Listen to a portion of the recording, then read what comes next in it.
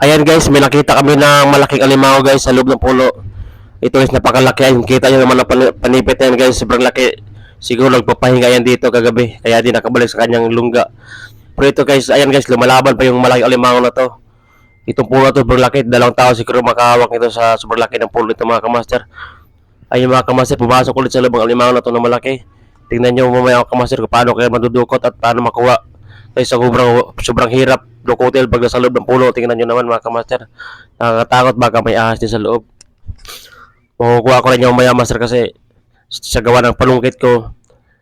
Hindi yan makakatakas mga kamaster. Tingnan nyo paano sa mga kuha mga kamaster. Kahit palaban ng alimango na yan, lalabanan ko rin siya. Hindi ko yan susukuan ang alimango na to. Ang laki-laki na to mga kamaster.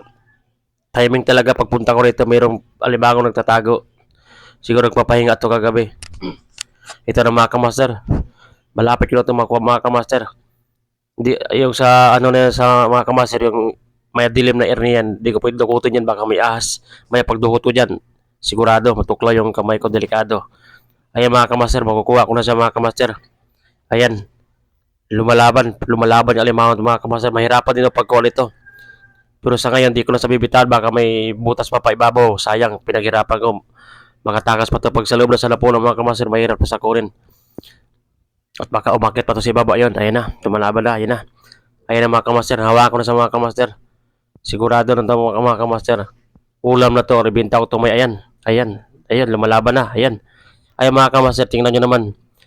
Kaso ang yung, muntik na ako mga kamaster. Kaso ang sa inyo panipit mga kamaster, walang putol siguro gipag-away ito. Kaya yan ang nangyari sa kanya, ayan o.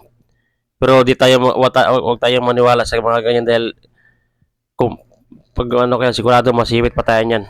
Sakit kayo makasipit yung mga kamaster. Ayan dito sa galing mga kamaster, ayan. Tingnan natin baka may kasama pa. So wala na mga kamaster. Chinik ko na wala ng laman. So sigurado na to. Wala to ligtas mga kamaster. Sana suportahan nyo ang video mga kamaster. Hirap kayo manguha ng alimango. Sana patuloy kayo sumusuporta sa akin. So hanggang dito lang mga kamaster.